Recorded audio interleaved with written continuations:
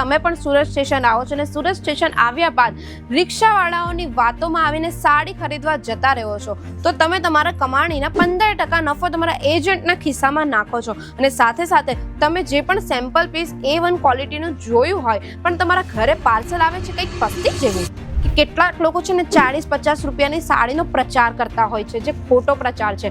ક્યારેક પણ તમને એવું લાગે છે કે 40-50 રૂપિયાની સાડી મળે છે, ના નથી પાડતી હું, પણ એની ક્વોલિટી એકદમ બેકાર હોય છે, એની ક્વોલિટી નથી સારી હોતી, એની પેટર્ન એની ડિઝાઇન ક્યારેક પણ કશે ચાલે નહીં ને એવી પેટર્ન ડિઝાઇન તમને આપતા હોય તો તમારો નફો ક્યાં છે? તમારો નફો તો જતો રહ્યો। એટલે છે ને ક્યારેક પણ હોલસેલર કે રિટેલર પાસેથી લેવા કરતાં એક મેન્યુફેક્ચરર પાસેથી લેવો। મેન્યુફેક્ચરર પાસેથી તમને સારી ક્વોલિટી મળશે, સારી રેન્જ પણ મળશે ને તમને જોઈએ એવા કલેક્શન પણ મળી જવાના છે।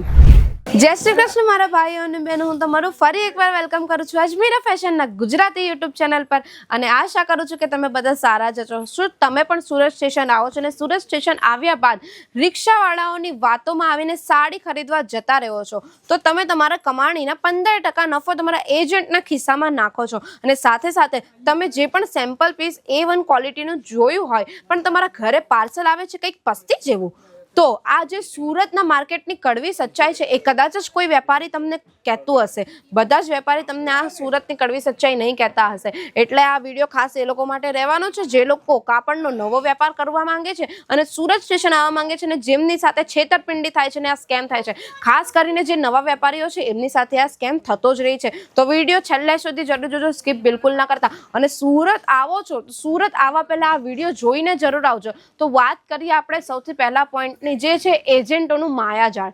એજન્ટોનું માયાજાળ એટલે કે તમારું કમિશન ખાઈ જવાનું।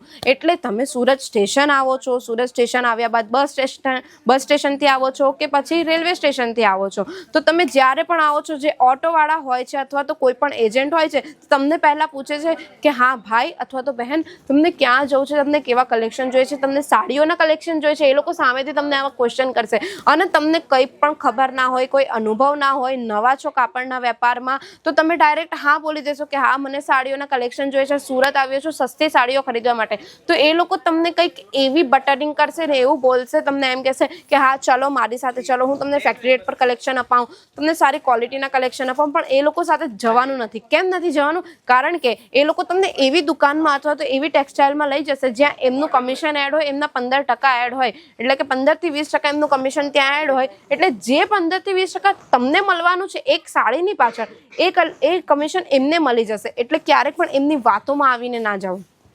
વાત કરીએ બીજા પોઈન્ટની કે તમે જે પણ કલેક્શન જોયું છે, જે પણ સેમ્પલ જોયું છે એ સેમ્પલ કદાચ તમને તમારા પાર્સલમાં નહીં મળે।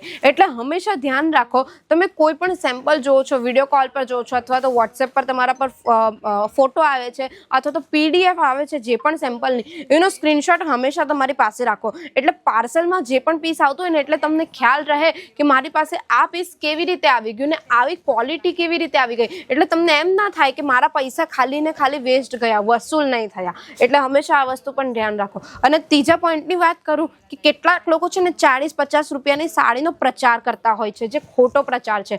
ક્યારેક પણ તમને એવું લાગે છે કે 40-50 રૂપિયાની સાડી મળે છે, ના નથી પાડતી હું, પણ એની ક્વોલિટી એકદમ બેકાર હોય છે, એની ક્વોલિટી નથી સારી હોતી, એની પેટર્ન એની ડિઝાઇન ક્યારેક પણ કશે ચાલે નહીં ને એવી પેટર્ન ડિઝાઇન તમને આપતા હોય। એટલે એ લોકો હંમેશા છે ને વાત કરતા હોય છે 40-50 રૂપિયાની સાડીઓની। એટલે ક્યારેક પણ છે ને આ સ્કેમમાં નહીં આવો કે તમે ઓછા પૈસા 2 રૂપિયા ઓછા જોવામાં તમે 40-50 રૂપિયાની સાડીઓ ખરીદી લો। એટલે આ હંમેશા ધ્યાન રાખો। તો હવે વાત કરીએ આપણે એક ચોથા પોઈન્ટની, એક હોલસેલર કે એક મેન્યુફેક્ચરર, કોની પાસેથી તમે આ બધા કલેક્શન લેશો?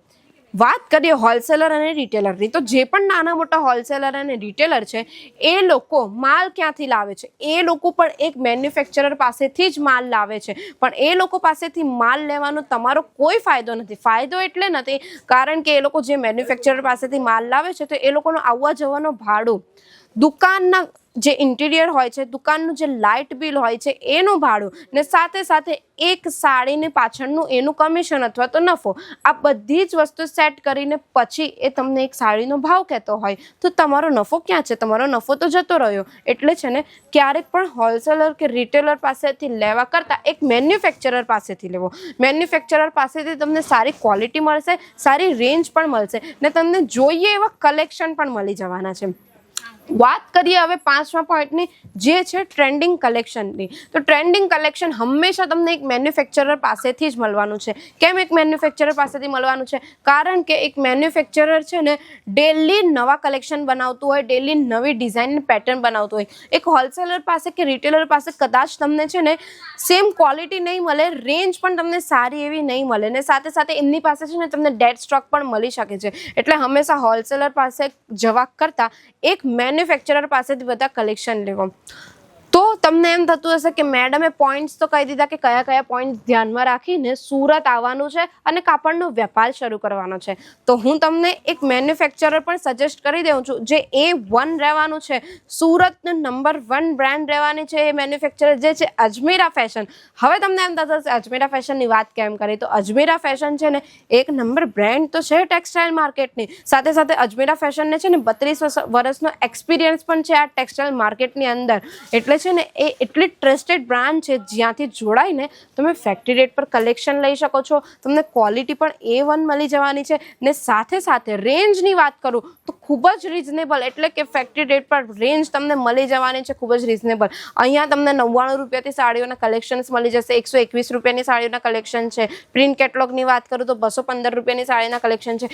એવી રીતે ઘણા અલગ અલગ કલેક્શન પણ રહેવાના છે, અને પ્રીમિયમ સાડીઓના કલેક્શન પણ તમને અહીંયા મળી જવાના છે. ને અજમેરા ફેશનની ખાસ વાત એ છે કે ટ્રેન્ડિંગ કલેક્શન તો મળે જ છે. કોઈ પૂજા પ્રસંગ થઈ ગયા ને તો એના પણ ટ્રેન્ડિંગ કલેક્શન તમને અહીંયા મળી જશે. ને અહીંયા એવું છે ને કે તમને કોઈ પણ પીસ વિડીયો કોલમાં બતાવવામાં આવે છે અથવા તો વોટ્સએપમાં પ્રોવાઈડ કરવામાં આવે છે, તો એ જ પીસ તમારા ઘરે કે તમારી દુકાન સુધી પહોંચાડવામાં આવે છે. કોઈ પણ ડેમેજ પીસ નહીં મળશે ને કોઈ પણ ક્વોલિટીમાં ફેરફાર નથી મળવાનો. એટલે હંમેશા કહું છું એક મેન્યુફેક્ચરર, સારા મેન્યુફેક્ચરર સાથે જોડાવો. પણ જો સુરત આવીને નવો કાપડનો વેપાર કરવા માંગો છો અને છેતરાવા નથી માંગતા તો સીધા અજમેરા ફેશન આવી જાઓ, જ્યાં એ ભરોસાપાત્ર એક કંપની પણ છે ને સાથે સાથે સારી ક્વોલિટી ને ક્વોન્ટિટી પણ આપે છે. કાપડનો વેપાર શરૂ કરો છો, અજમેરા ફેશન સિંગલ પીસમાં ડીલ નથી કરતું, કારણ કે કાપડનો વેપાર એક સાડીથી નહીં શરૂ થાય, તમારે bunch to bunch, set to set લેવું પડે. એટલે જો નવો વેપાર શરૂ કરતા હોય ને તો અજમેરા ફેશન રૂબરૂ આવીને વિઝિટ જરૂર કરો, કારણ કે તમને ખ્યાલ નહીં હશે શાયદ નવો વેપાર શરૂ કરો છો તો અજમેરા ફેશનમાં છે ને જે પણ અમારા સેલ્સ પર્સન છે ને એ સેલ્સ પર્સન તમને તમારી લેંગ્વેજમાં પણ સમજાવશે અને તમને ડિટેલિંગ પણ કહેશે કે તમે તમારા એરિયા હિસાબે કેવા કલેક્શન મૂકી શકો છો, કેવી રેન્જ મૂકી શકો છો અને કેવી ક્વોલિટી લઈને જઈ શકો છો. એટલે આવો અજમેરા ફેશન વિઝિટ કરો અને આ બધા કલેક્શન લઈને જાઓ. ને જો તમને વધુ ઇન્ફોર્મેશન કંઈક જોઈએ છે, કંઈક કલેક્શન્સ વિશે, ખાલી અમારા પાસે સાડીઝ નથી મળતી, kurti, dress material, lehenga, gown બધું જ મળે છે, એક જ છતની નીચે મળે છે. મેન્સ વેરના કલેક્શન, કિડ્સ વેરના કલેક્શન બધું જ મળી જવાનું છે. જો તમને વધુ ઇન્ફોર્મેશન જોઈએ તો સ્ક્રીન પર મેં તમને નંબર આપી દઉં છું, એ નંબર દ્વારા તમે આ બધા જ વસ્તુની જાણકારી પણ લઈ શકો છો. જો તમને મારો આ વિડીયો ગમ્યો હોય તો વિડીયો લાઇક કરી દેજો. પણ નવો વેપાર શરૂ કરવા માંગે છે સુરત આવીને અને છેતરાવા નથી માંગતા તેમને આ વિડીયો પણ શેર કરી દેજો. અને તમને મારી ચેનલ પર નવા આવો તો ચેનલ સબસ્ક્રાઈબ કરવાનું બિલકુલ ના ભૂલતા. મળીએ આપણે નેક્સ્ટ વિડીયોમાં. ત્યાં સુધી ધ્યાન રાખો તમે પણ તમારું. જય શ્રી કૃષ્ણ.